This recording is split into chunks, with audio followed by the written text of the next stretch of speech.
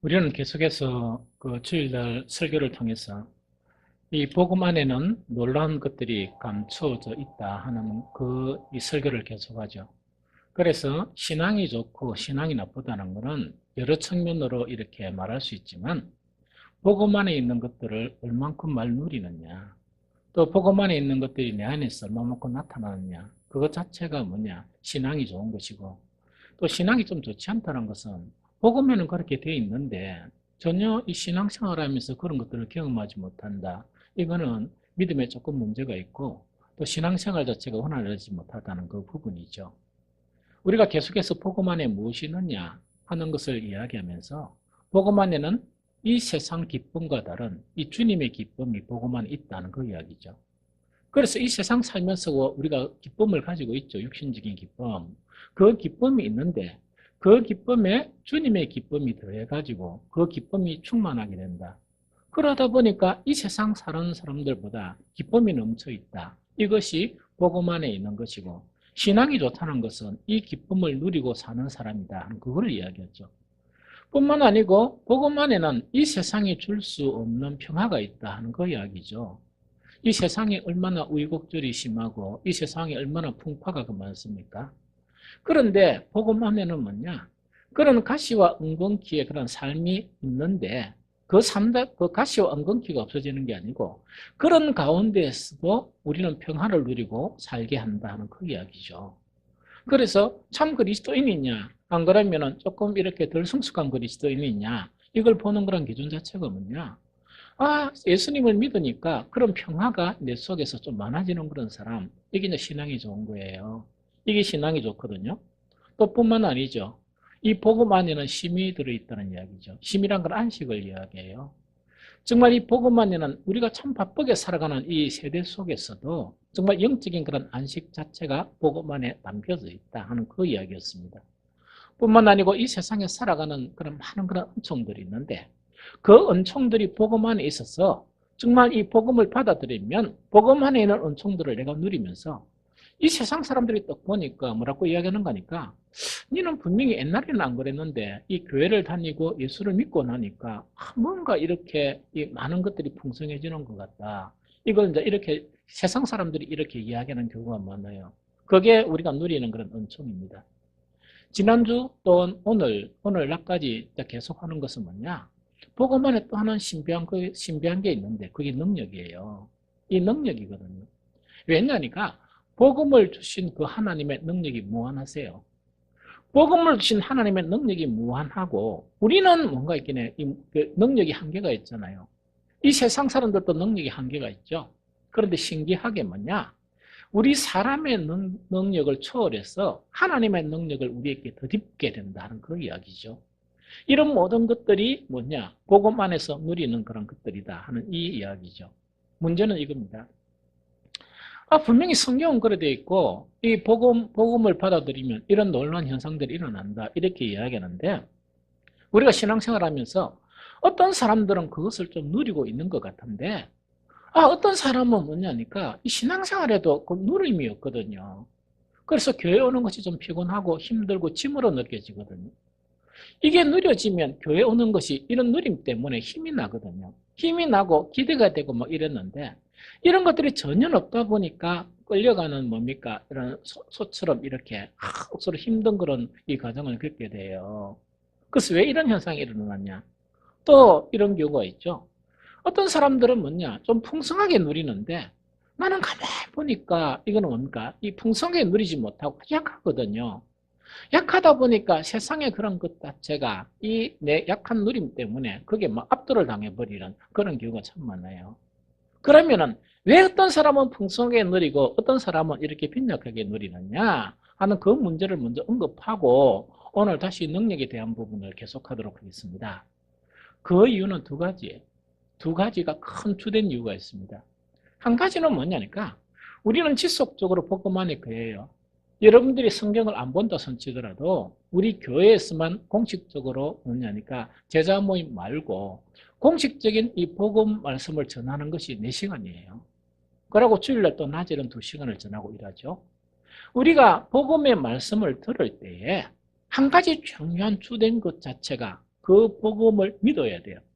그 복음과 복음을 주신 하나님을 믿어야 돼요.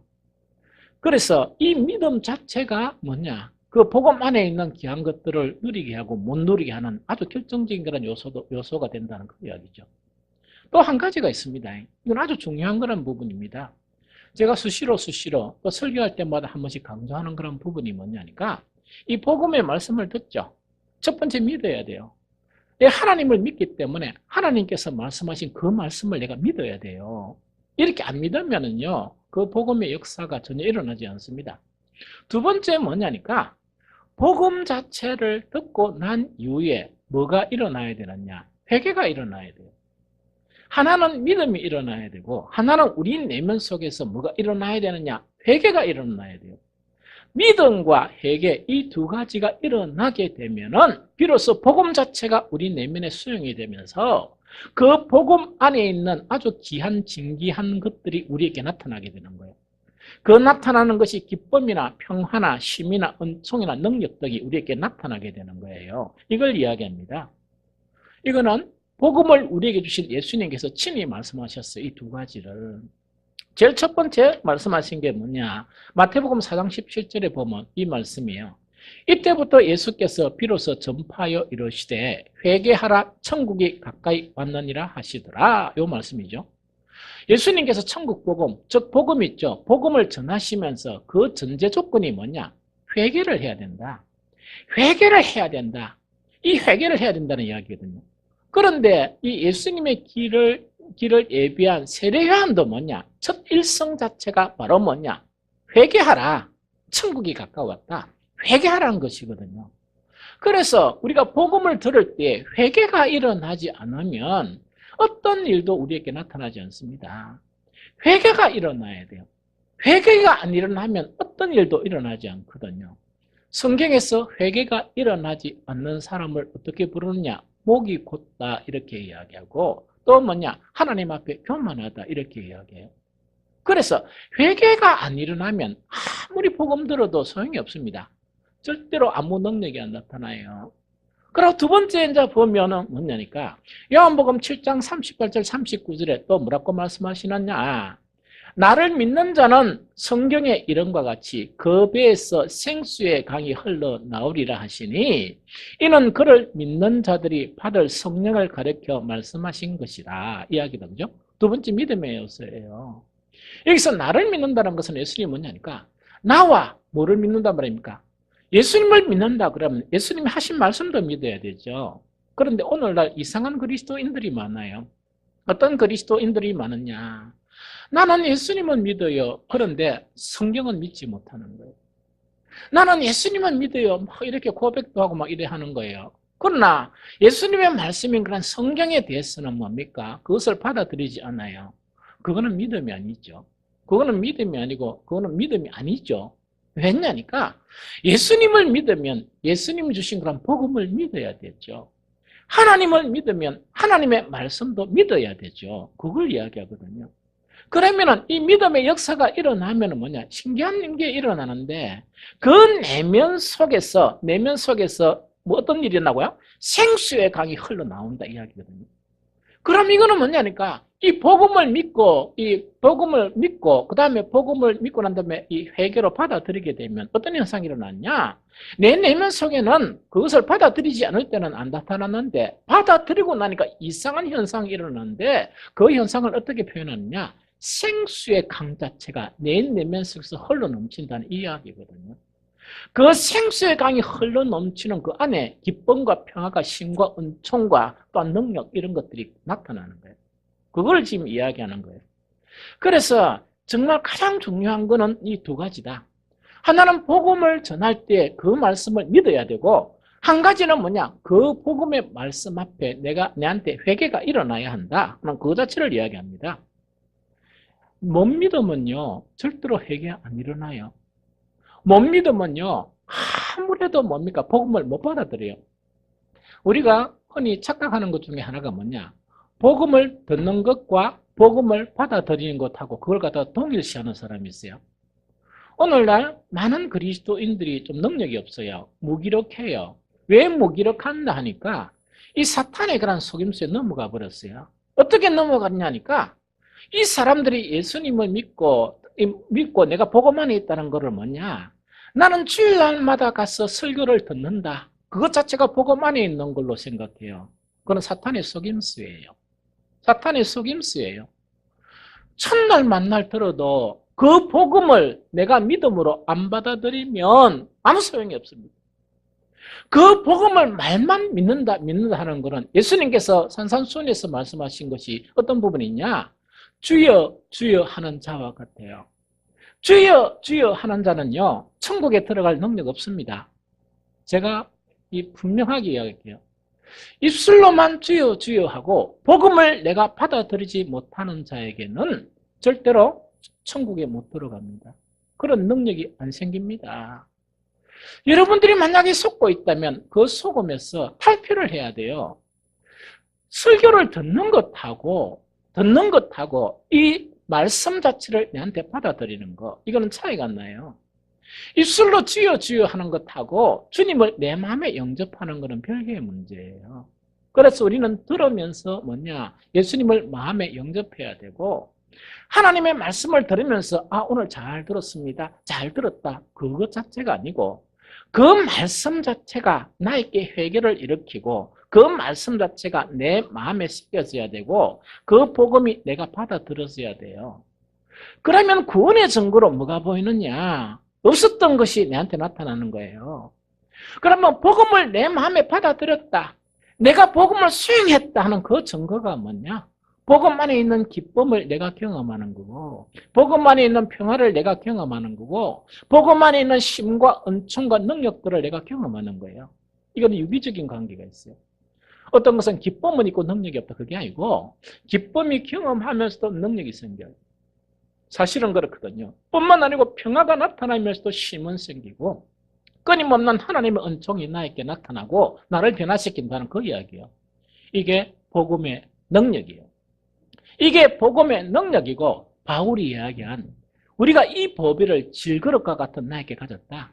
나는 질그릇과 같은 아무 쓸모없고 그런 사람이었는데 복음을 받아들이니까 놀라운 변화, 보배와 같은 놀라운 변화가 나에게 일어났다 하는 그 자체를 지금 이야기하는 거예요. 그러면 우리가 오늘날 많은 그리스도인들이 싫어하는 게 자꾸 회개, 지옥 이렇게 하면 좀 싫어한다 그래요. 근데 지옥이 있는 걸 어떻게 설교를 안 합니까? 또 지옥은 안 가야 되잖아요. 그러다 보니까 목사 같으면 당연히 지옥을 이야기해야죠. 당연히 지옥을 이야기해야죠. 회개가 안 일어나면 복음이 안 받아들여지는데 회개를 이야기 안 할 수가 없죠. 왜냐하니까 회개는 반드시 일어나야 돼요. 회개가 뭐냐? 그 회개가 왜 중요한 이야기입니다. 자, 구원이라는 것은 뭐냐? 입만 이렇게 이야기한다고 구원이 일어나는 거 아니에요. 주여 주여 한다고 구원이 일어나는 게 아니에요. 구원이라는 건 뭐냐? 우리 내면의 사람이 완벽한 죄가 없는 상태에 있는 사람 같으면 복음이 필요 없죠. 복음이 필요 없고 이 세상 이렇게 고생하며 살 필요가 없죠. 또 목사가 막 이렇게 몇 주일마다 있다니까 설교를 할 필요가 없죠. 우리 모두는 뭐냐? 죄에 속한 사람인데 그리스도의 십자가를 통해서 죄의 법률적인 부분은 우리에게 해결하셨어요. 그러나 여전히 남아있는 건 죄성이 남아있어요. 우리 속에 죄성이 가득하게 남아있는 거예요.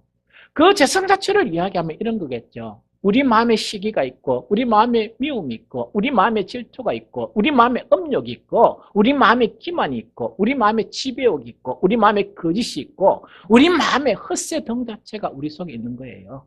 이 있죠? 그러면 복음을 받아들인다는 것은 뭘 이야기하고 회개는 뭘 이야기하느냐? 복음의 말씀 자체가 어떤 것이 없느냐? 복음의 말씀에는 시기와 미움과 질투와 음욕과 기만과 지배, 거짓, 헛새 이런 온갖 그런 죄의 요소들이 없고 오직 거룩만 있어요. 거룩한 말씀이에요. 그 거룩한 말씀 자체가 생명의 말씀이에요. 그렇죠? 그럼 복음은 뭐냐? 그 거룩을 이야기하는 거예요. 그러면 내가 그 거룩한 말씀, 생명의 말씀을 듣다 보니까 내 속에는 거룩이 없고 뭐가 있습니까? 시기, 질투, 온갖 죄가 있죠? 맞습니까? 그러면 그 말씀을 내가 받아들이면 뭐가 일어나야 되겠습니까? 시기를 내가 잘라내야 되겠죠. 거짓을 내한테 잘라내야 되겠죠. 미움을 잘라내야 되겠죠. 정욕을 잘라내야 되겠죠. 육신으로 살고자 하는 걸 잘라내야 되겠죠. 음력을 푼 마음을 잘라내야 되겠죠. 거기 잘라져야 복음의 말씀을 들은 게 내 마음의 거룩으로 채우는 거예요. 복음의 말씀이 내 마음에 거룩한 것으로 채워지다 보니까 그 복음 안에 있었고 한 번도 경험하지 못한 평강과 한 번도 경험하지 못한 쉼과 기쁨과 능력들과 이런 모든 것들이 나타나는 거예요. 그러면 이거는 뭐냐? 회개라는 것은 바로 뭔가니까 우리를 괴롭히게 하기 위한 게 아니에요. 우리를 괴롭히게 하기 위한 게 아니고 정말 이 세례요한도 먼저 천국 복음을 주기 전에 회개해야 된다. 예수님께서도 천국 말씀을 말씀하시기 전에 회개해야 된다. 사도들도 뭐냐? 이 말씀을 막 전파하면서 수시로 회개해야 된다. 회개하고 성령을 받아야 된다. 이걸 이야기하는 거예요. 그걸 왜 이야기하는가 하니까 회개의 역사가 일어나지 않고는 구원이 일어나지 않기 때문입니다. 아무리 예수님께서 예수 그리스도께서 십자가에 자기의 독생자 예수 그리스도를 십자가에 이렇게 못 박혔죠? 법률적인 그런 부분은 해결하시는데 이 너무 믿음이 없어가지고 세상이 너무 좋아가 제가 너무 좋아가지고 이거는 뭐냐니까 이 세상이 하나님보다 더 높이 보이고 이 내가 가지고 있는 욕망이 있죠. 이것이 하나님을 능가하는 거예요. 그런 사람한테 아무리 복음을 듣고 들려줘봐야 귀로는 듣죠. 복음은 안 받아들여요. 복음은 못 받아들여요. 그러다 보니까 구원의 놀라운 능력 자체가 그 사람에게는 나타나지 않는 거예요. 여러분들 오해하지 말아야 되는 게 뭐냐? 설교를 듣는 것과 회개의 역사가 일어나서 그 말씀을 받아들이는 것은 차이가 나요. 복음은 뭐냐? 복음의 말씀을 듣고 회개가 일어나야 돼요. 회개가 일어나고 내 속에 있는 그런 죄의 속성 자체를 내쫓아야 돼요. 그것을 내쫓으면서 뭐냐? 하나님의 거룩한 말씀을 내 내면에 채워야 돼요. 그래야 되거든요. 이게 믿음이에요. 이게 성경에서 이야기한 믿음이에요. 유대인들이요, 정말 수천 년에 걸쳐서 뭐라고 이야기하는 거니까 자기들은 하나님의 선민이라고 이야기했어요. 그러면서요, 외식을 한 거예요. 외식이 뭐냐니까 이 행동만 제사를 드리고 행동만 율법을 이루고 행동만 이 율법을 가르쳤어요. 그런데 문제는 뭐냐? 가르치는 사람도 그 내면의 더러움을 씻지 않았어요. 배우는 사람도 그 내면의 더러움과 욕망과 이 죄의 그런 찌꺼기 자체를 내쫓지 않았어요. 그렇죠? 그러다 보니까 하나님 눈치는 안 보고 기도를 하는데 사람을 보고 기도하는 거예요. 사람의 눈치를 보고 기도하는 거예요. 금식을 행하면서도 뭐냐? 진정하게 하나님을 향해서 이 금식을 선포하고 이 금식해야 되는데 이건 뭐냐? 이 베옷을 입고 이런 거는 잘해요. 또 죄도 막 부리면서요. 막 몸을 흐트리면서 그 앞에서 사람 보는 데서 금식을 하는 거예요. 그러다 보니 그것이 하나님 보시기에 너무나 역겨운 거예요. 하나님 보시기에 너무나 역겨운 거예요. 뿐만 아니에요. 재물을 가지고 이렇게 재단에 나타나는데 선지자를 통해서 너무 역겹다가 보니까 누가 나타나가지고 성전문을 확 닫아가 저놈들 다 쫓아낼 수가 없느냐. 저놈들 다 쫓아내버리면 안 되느냐. 이거는 뭐냐니까 그 모습만 가지고 이렇게 나타나는 거예요. 그건 회개가 아니에요. 그거는 기만이에요. 그건 하나님을 기만하는 거예요. 복음을 받아들인다는 것은 뭐냐? 그 복음의 거룩한 말씀 앞에 내 추한 모습 자체를 딱 이렇게 발견하고 그것을 가지고 울면서 기도하는 거예요. 그것을 가지고 하나님께 자복하고 회개하는 거예요. 그런데 이 회개가 쉬운 게 아니에요. 한두 번 기도하고 주여 회개했습니다. 내가 깨끗해집니까? 절대로 안 깨끗해지죠. 조금씩 변하는 거예요. 회개는 끊임없이 일어나야 돼요. 오늘날 그리스도인들이 아는 건 이걸 알아요. 회개는 뭐냐? 처음에 교회 왔을 때 복음을 듣고 찔끔 울다가 그 다음에 막 평화를 누린다 이야기 있죠. 그거는 평화가 아니고 하나님과의 평화가 아니고 마귀하고 타협한 거예요. 이 세상하고 타협을 하면서 마음은 이 세상에 딱 이렇게 이 세상을 섬기면서 마음은 이 세상의 물질을 섬기고 마음은 사탄을 섬기면서 몸만 떠가 하나님을 섬긴다 그래요. 그런 것이 어떻게 구원이 일어납니까? 그런 것이 어떻게 능력이 일어납니까? 그런 것이 십자가의 보혈 자체가 어떻게 혈액이 발생합니까? 그거는 기만이지요.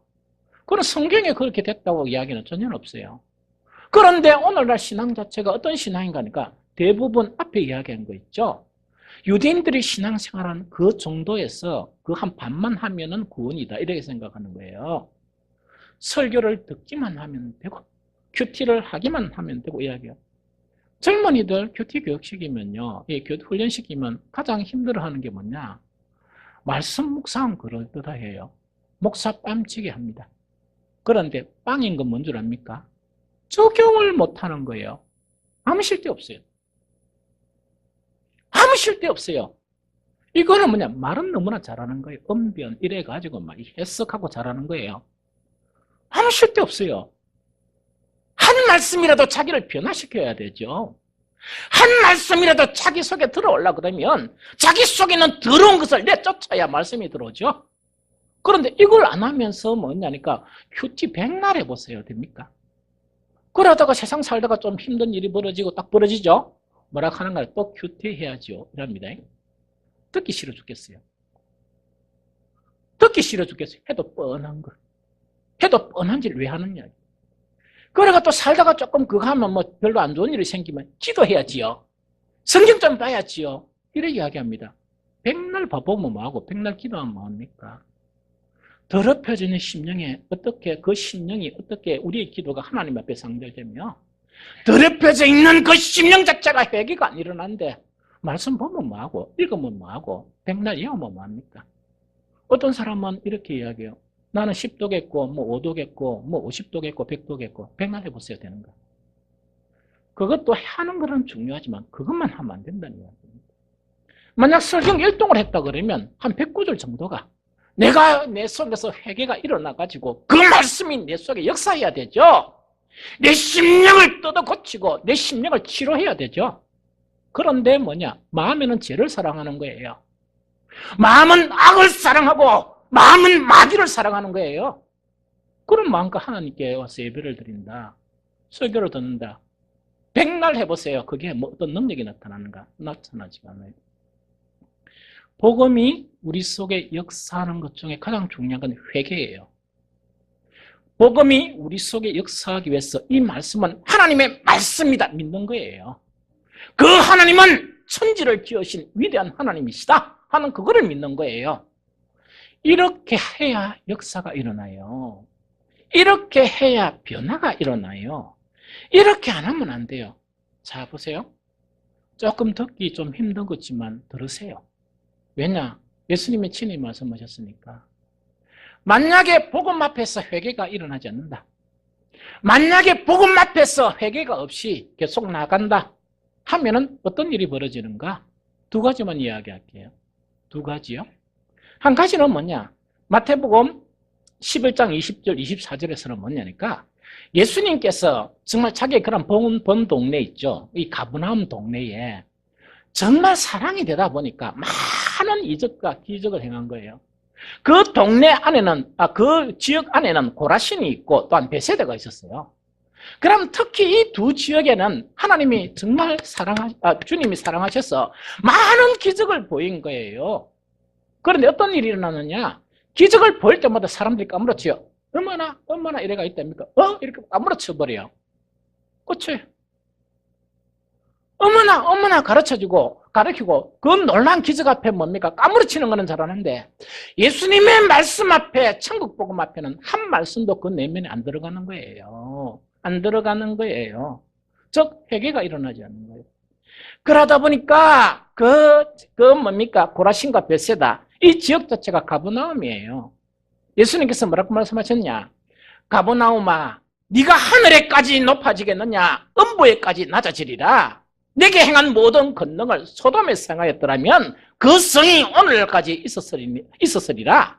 내가 너희에게 이르노니 심판날에 소돔 땅이 너보다 견디기 쉬우리라 하시니라 이야기거든요. 이건 무슨 말인가니까 그 가버나움을 향해서 아무리 기적을 보여줘도 회개가 안 일어나는 거예요. 예수님의 말씀을 듣기는 듣는데 기적만 보고 놀라긴 억수로 잘하는 거예요. 놀라고 막 병 고친다고 말라고 막 온통 예수님을 붙드는 거 그런 건 잘하는 거예요. 그러나 예수님이 정말 주고자 하는 것은 병 고치가 그 연수를 좀 넓혀주는 것입니까? 영원한 생명을 주는 것입니까? 영원한 생명을 주려고 영원한 구원을 일으키려고 복음을 전하는 거예요. 그거 다 ทิ้간에 버려버리는 거예요. 왜 팅만 내버리느냐? 자기 속에 있는 죄를 사랑하고 자기 속에 있는 세상을 사랑하고 자기 속에 있는 모든 것들을 의지하고 사는 거예요. 하나님에 대한 믿음이 없어요. 단지 내가 요리하는데 병이 좀 났으니까 좀 고쳐주는 걸 원하고, 나에게는 이런 문제가 있는데 이 문제가 고쳐지기를 원하고, 내가 살아가면서 귀신에 그런 들린 문제가 있는데 이 문제만 능력으로 해결해주면 나는 세상에서 잘 살겠다는 그런 신앙이, 그런 거예요. 이 사람들이 먼저 몰려서 예수님을 십자가에 못 박았어요. 그래서 이 사람들, 회개하지 않는 이 사람들을 향해서 뭐냐? 소돔과 고모라 성을 너희는 욕하지. 그러나 내가 만약에 소돔과 고모라 성에 지금 너희에게 행한 이 이적을 반만 행했어도 소돔과 고모라 성은 오늘날까지 안 망하고 남아있었을 것이다. 이야기와. 그럼 너는 더 못된 놈들이라는 이야기. 소돔과 고모라보다 더 악한 놈들이다. 그 이야기입니다. 그러면서 반드시 뭐냐니까 심판날에는 뭐냐? 소돔 땅이 너보다 견디기 쉽다. 소돔 땅이 불탔지? 너희는 불탄 것 이상의 큰 괴로움, 큰 하나님의 심판을 당하게 될 것이다. 이것이 회개가 없는 신앙에 대한 예수님의 경고였어요. 또 하나 이야기할까요? 사람들이 막 예수님이 이제 사역하고 다니니까 사람들이 막 와서 그 당시에 일어난 사건이에요. 일어난 사건 두 가지를 이야기하는 거예요. 그게 누가복음 13장 1절로 그래요. 한 가지는 뭐냐니까, 이놈 그때 본디오 빌라도 있죠, 빌라도.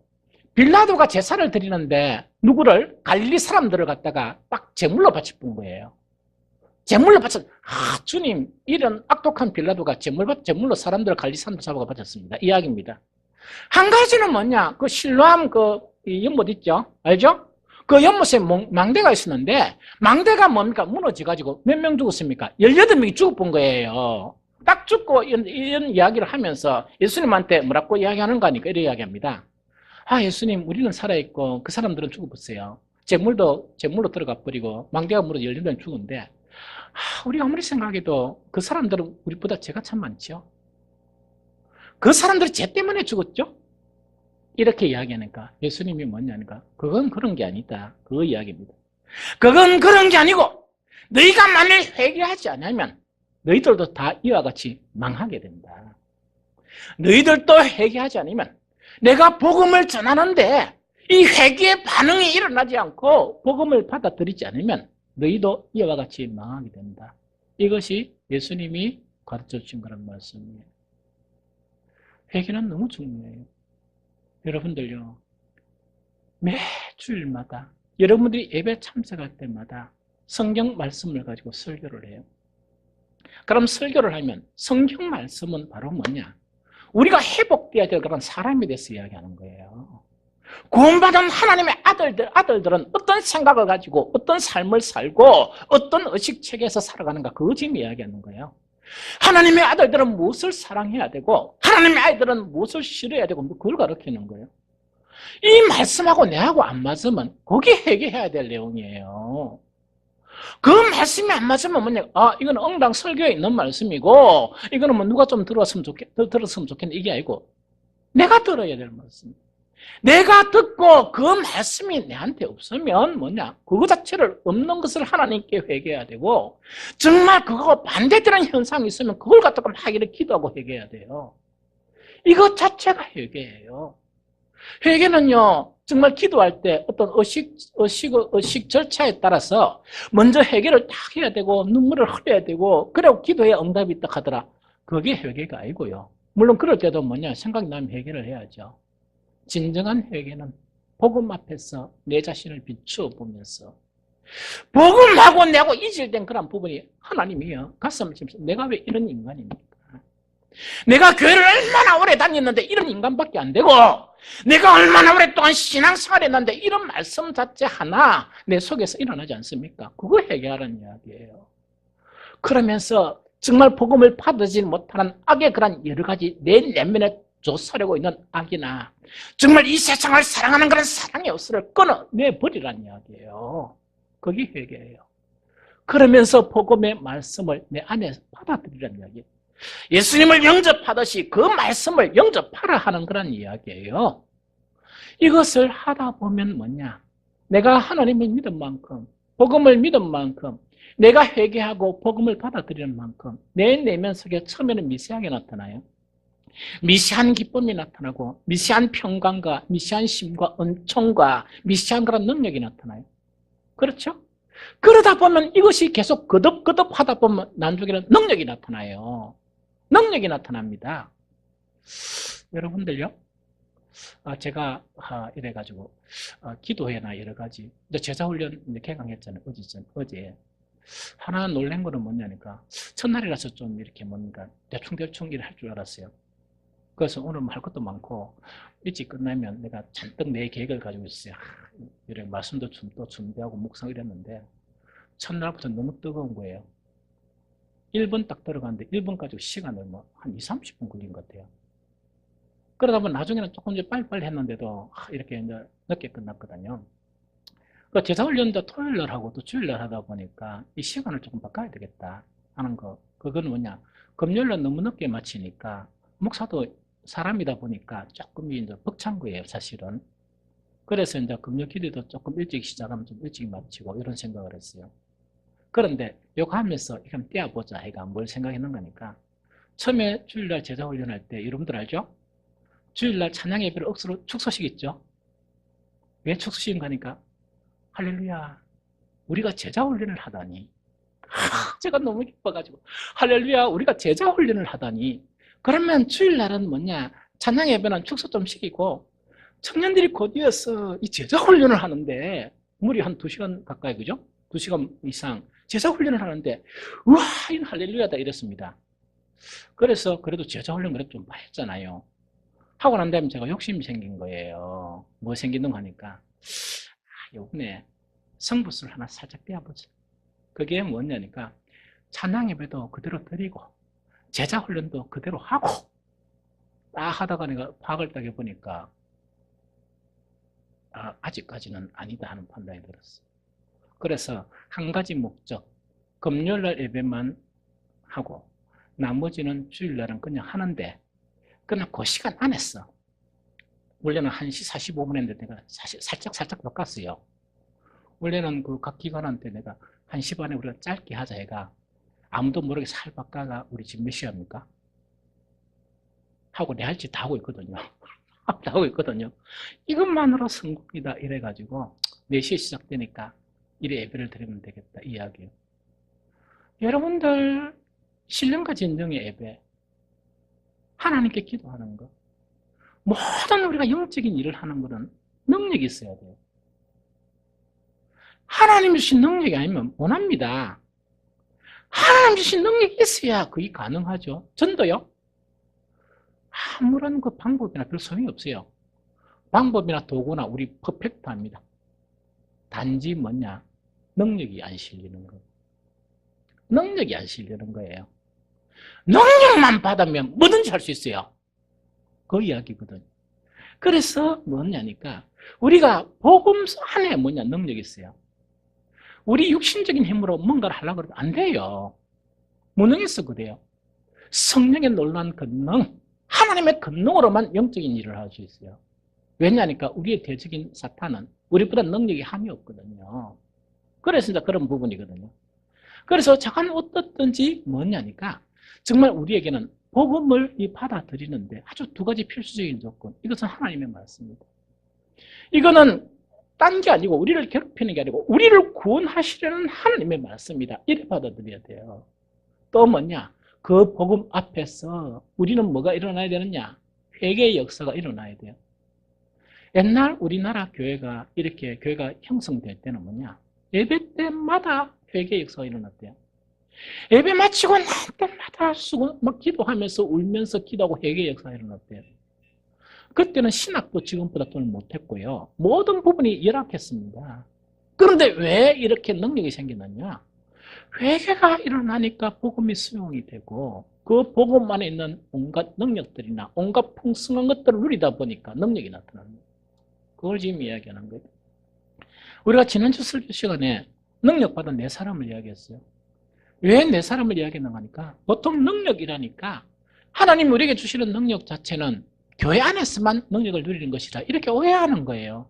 그거 참 비참한 생각이죠. 그래서 4사람을 예를 들었는데 하나의 바울이 예는 뭔가? 바울은 진짜 복음 안에서 능력을 받았죠. 맞죠? 그런데 바울 말고 다윗은요, 대부분의 능력이요, 사람 죽이는 전쟁하는 데 능력 받았어요. 복음하고 다르죠? 살리는 거하고 다르죠? 우리의 그런 삶 속에서도 하나님 능력 주신다는 이야기입니다. 두 맹인과 이방인을 통해서 이거는 뭐냐? 자기들이 가지고 있는 그런 현안 문제예요. 자기들이 가지고 있는 현안 문제가 자기 스스로 해결할 수 없었는데 하나님께서 능력을 행하신 거예요. 예수님이 능력을 행하신 거예요. 그러다 보니까 그 문제가 해결되는 거예요. 마지막에 뭘 나눴냐?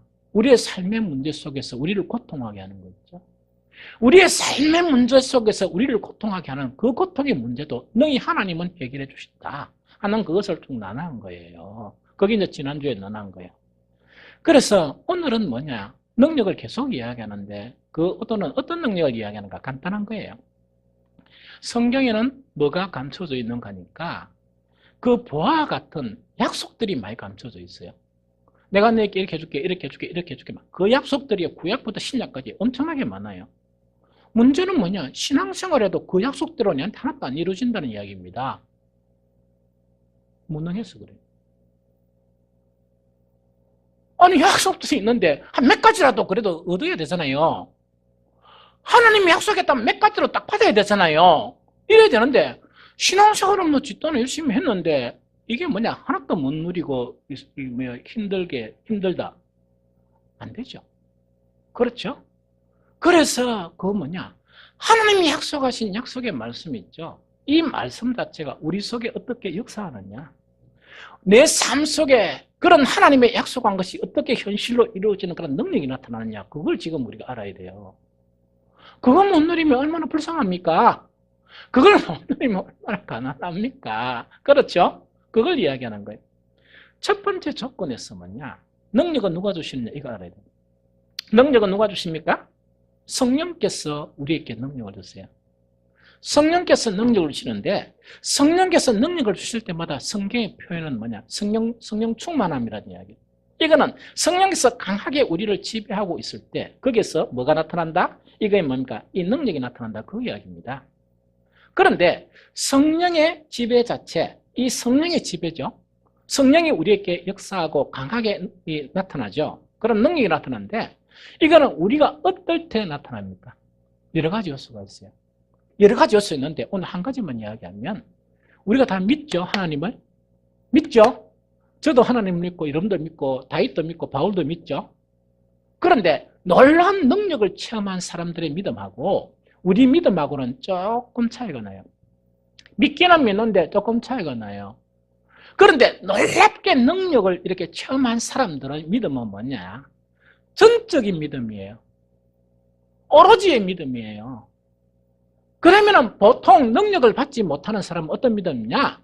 하나님도 믿고 나도 좀 믿고 하나님도 믿고 세상도 좀 믿고 하나님도 믿고 세상의 힘도 좀 믿고 이런 거예요. 그러니까 무능하죠.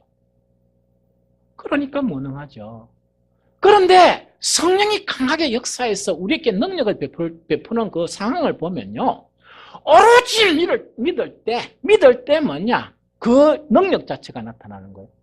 그럼 쉽게 이야기하면 이야기다, 그죠? 그 사도들이 있죠, 사도들. 12제자들이 예수님하고 같이 얼마나 많이 다녔느냐? 3년 동안 같이 다녔어요. 예수님의 온갖 말씀을 들었어요. 그런데 그 말씀의 능력이 하나도 안 나타났어요. 왜 그런 줄 압니까?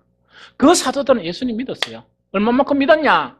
우리하고 달리 모든 것을 버리고 예수님을 믿었어요. 그런데 이 사람들이 가지고 있는 건 전적인 믿음이 아니었어요. 왜 전적인 믿음이 아니냐? 자기의 욕망을 감추었어요.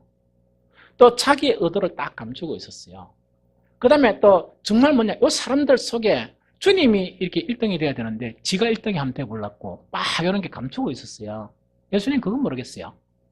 그래서 모든 것을 버려두고 그 예수님을 쫓는 그런 제자들에게 뭐라고 얘기하느냐? 얘들아, 너는 다 버리고 나를 따라왔다 이야기했지? 아니야, 버려야 될 게 있어. 네 자신을 부인해. 네 자신을 부인하고 나를 쫓아올 것이니라. 야들은 뭐냐? 그 이야기 듣고 버릴 게 없는데 뭘 더 버리란 말이냐? 아무것도 몰란 거예요. 그런데 이들은 드디어 예수님을 잃었어요. 예수님을 잃고 3일 만에 예수님이 부활하셔서 40일 동안 이들의 연약한 믿음을 강하게 하셨어요. 왜? 부활하신 자신의 모습을 이 제자들에게 보여주셨어요.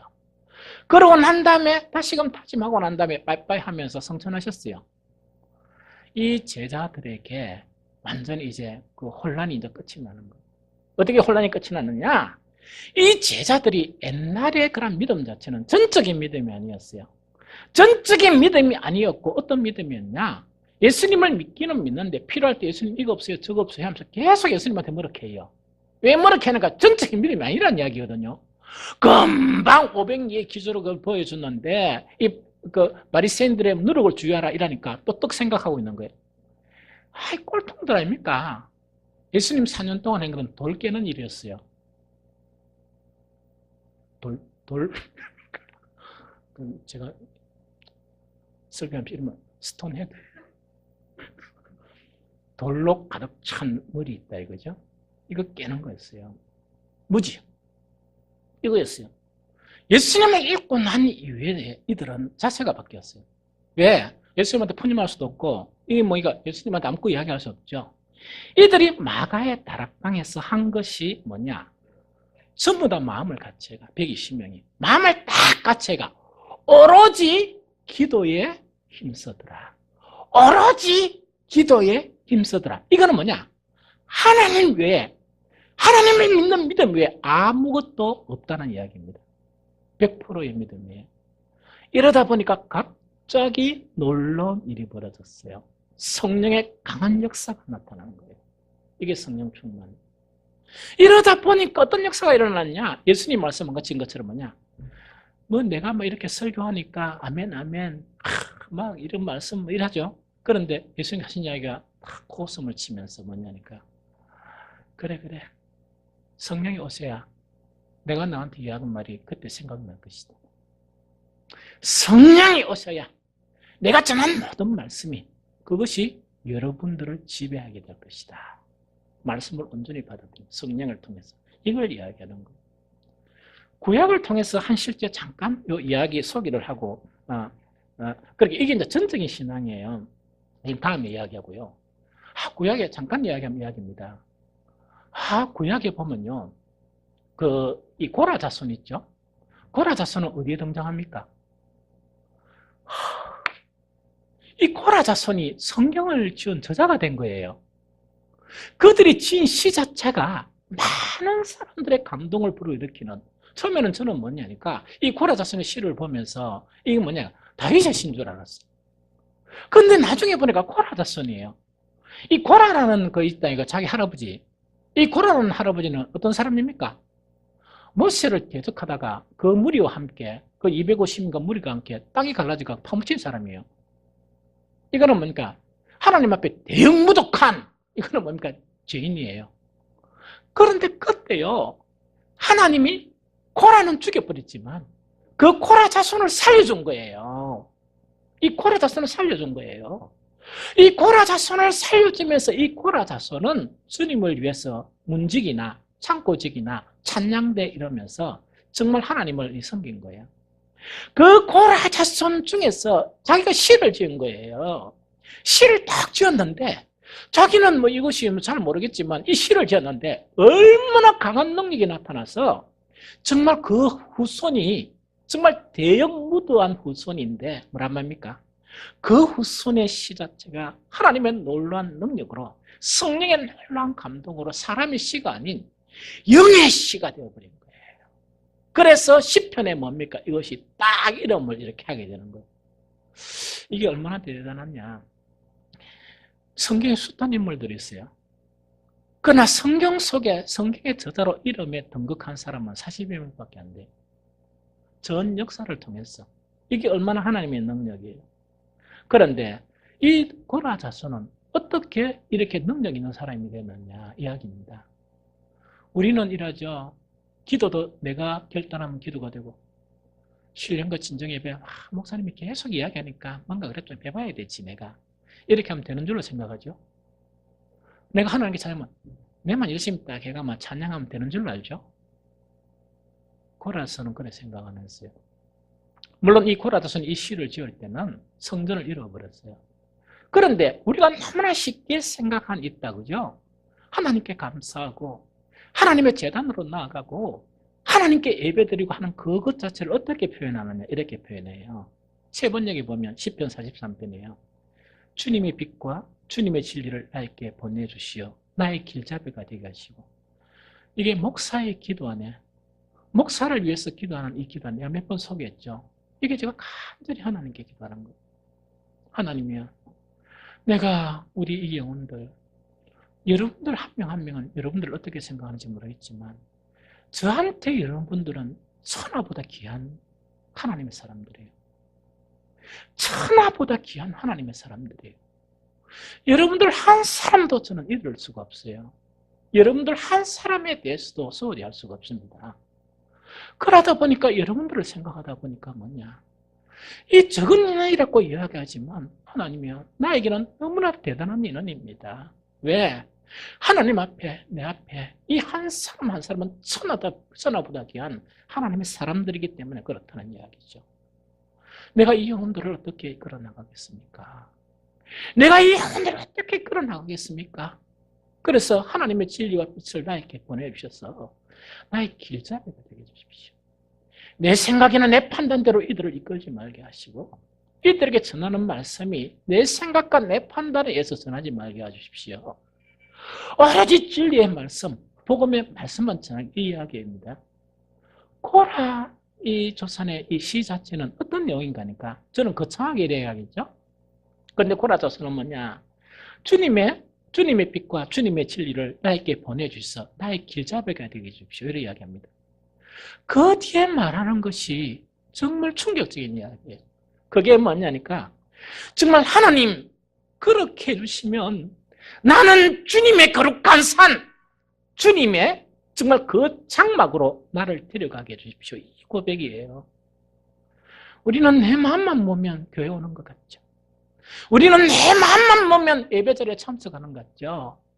그런데 고라의 그런 시 자체에서 고백하는 말은 뭐냐, 내가 하나님께 나아가는 것도 내 자유로서가 아니고 정말 하나님의 그런 능력으로 내가 진실된 마음으로 하나님의 제단에 나아가게 하고 내가 진정한 마음으로 하나님 앞에 나와서 진정한 제사를 드릴 수 있도록 나를 붙들어 달라는 그 고백이에요.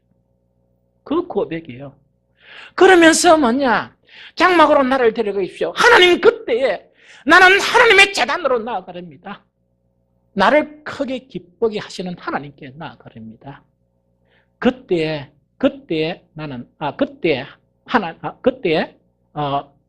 하나님께 나아가렵니다. 하나님, 나의 하나님, 그때 내가 하고자 하는 것은 뭐가? 내가 기뻐하면서 수금가락에 맞춰 뭘 한다고요? 하나님께 감사드리고 싶습니다 하는 그 이야기예요.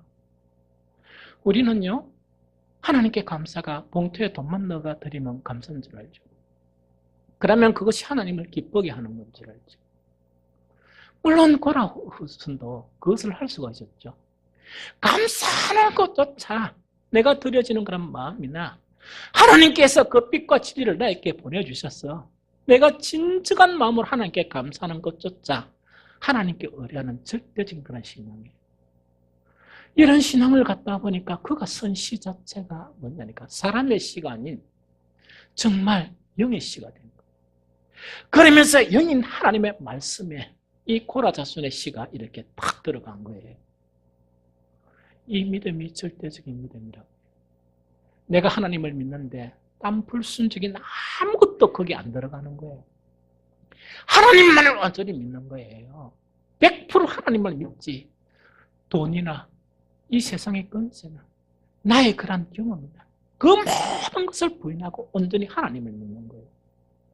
이것 자체가 성령의 지배를 받는 바로 뭐냐? 바로 이 믿음이에요. 이렇게 믿으니까 자 이야기했죠. 성경에 뭐냐니까 하나님의 정말 보화 같은 약속들이 너무나 많이 있어요. 그러면 그 보화 같은 거를 갖다 몇 개라도 내가 얻어야 될 거 아닙니까? 내가 누려야 될 거 아닙니까? 왜 못하느냐? 그 모든 약속들 앞에는 뭐냐? 하나님께서 우리 구원 때문에, 하나님께서 우리하고 뭐 계산하고자 하는 게 아니고 우리 구원 때문에 하나님의 말씀으로 살아야만이 우리가 구원이 이루어지고 하나님의 말씀이 우리 속에 신비에 새겨져야 이거는 성도가 되니까. 그러다면 어떤 조건들을 내세우는가? 내가 너희한테 이런 걸 약속하마. 약속하는데 그 조건이 뭐냐? 너희가 이렇게 하면 이렇게 해주겠다 이야기입니다. 그게 하나님의 말씀. 그거는 뭐냐? 하나님이 우리한테 무슨 조건을 내세우는 게 아니고 이 말씀대로 살고 이 말씀이 우리 속에 임해야 우리가 구원이 되니까 하나님의 자녀가 되니까. 그런데요, 우리는 어떻게 생각하는 거니까? 내가 결심을 하면 내가 하나님의 말씀대로 살 것이라 이렇게 생각해요. 그거는 100번 하면 100번 실패입니다. 우리는 그래 할 수 없어요. 우리의 온전한 믿음을 통해서 성령이 강하게 역사해야 그 말씀에 순종하는 능력이 생깁니다. 성령이 강하게 역사해야 귀로만 듣고 입술로 뭡니까? 주여 주여 하는 그런 뭡니까? 아주 기초적인 그런 신앙의 쌀빼서 하나님의 놀라운 말씀 자체가 우리의 신비에 새겨지는 그런 놀라운 능력이 누굴 통해서 나타나느냐? 성령의 놀라운 능력으로 나타납니다. 그러면 하나님의 약속은, 하나님의 말씀은 절대로 시건치 않아요. 그것이 이루어지면 뭐냐? 복음 안에 있는 놀라운 능력과 기쁨과 평강과 쉼과 그 모든 것들을 우리가 비로소 경험하게 된다는 이야기입니다. 이것 자체가 뭐냐? 복음으로 사는 사람들을 이야기하고 성경에서 믿음으로 사는 그런 사람들을 이야기합니다. 정리합니다. 하나님이 왜 애타게 우리에게 이런 말씀을 이렇게 지켜라 이라는 거 아닙니까? 우리의 삶 속의 약속들 마찬가지로 풍요롭게 하지만 그 말씀이 우리에게 이루어져야 비로소 우리가 구원이 되는 거예요. 성화가 되고 구원이 되는 거예요. 그래서 애타게 하나님은 그렇게 우리에게 이루어가시는 거예요. 그러면 이것이 이루어지기 위해서는요, 확실합니다. 이 말씀은 우리를 살리는 지극히 권능하신 하나님의 말씀이다. 믿어야 돼요. 두 번째, 그 말씀 앞에 지속적으로 계속적으로 회개 역사가 일어나야 돼요. 이렇게 돼야 뭐냐? 성령의 놀라운 긍휼으로 비로소 말씀이 우리에게 역사하게 됩니다. 이런 놀라운 복이 저와 여러분들에게 일어나고 풍성히 일어나기를 예수 그리스도 이름으로 축복합니다.